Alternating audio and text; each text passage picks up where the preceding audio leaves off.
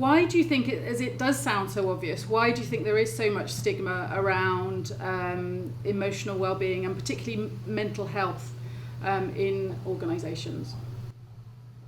I think largely because it's poorly understood. I mean, most human beings, and certainly most executives, live a one-dimensional life. It's very easy to get distracted and indeed addicted to what you're doing. So the attention is almost exclusively on your to-do list and your tasks and your objectives and your goals and stuff out there. And so we value ourselves by our success out there. And many people don't realize there's another dimension in here. So we get addicted to the world of doing, the objective, rational world of task, behavior, goals, finances, and stuff that's out there.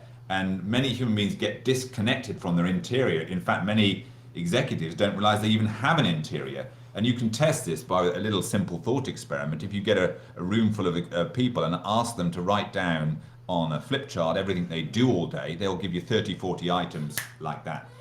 If you then ask them, yeah, but what happens on the inside?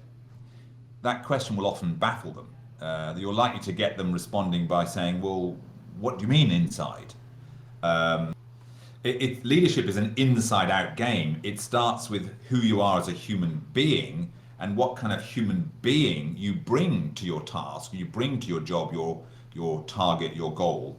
But many people's experience at work is they become a human doing. They're just going through a series of tasks, transactional, and it doesn't feel great. So we become one-dimensional. We become human doings, not human beings, and we feel that disconnection. And that's one of the reasons there's a stigma around mental emotional health, is we're disconnected from our interior and we don't really understand the interior.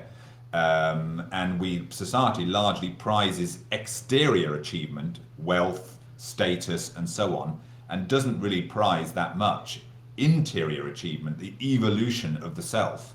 It doesn't really prize that to the same degree as exterior. So we don't value it, we don't understand it, we don't know how to soothe ourselves, we don't know how to develop ourselves. And so in that lack of awareness, if there's something going wrong on the inside, people get scared or frightened by that because they don't understand it. Yeah. And it's often seen as weakness.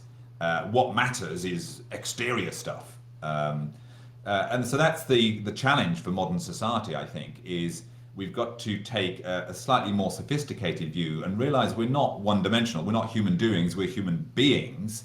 So there is the world of doing, there is the world of being, but there's also the world of relating, how we relate. So there's actually three dimensions. What you might call I, my being, we, my relationships, and it, what I'm doing. So I, we, and it. There are actually three dimensions, and these dimensions exist in every moment of our life.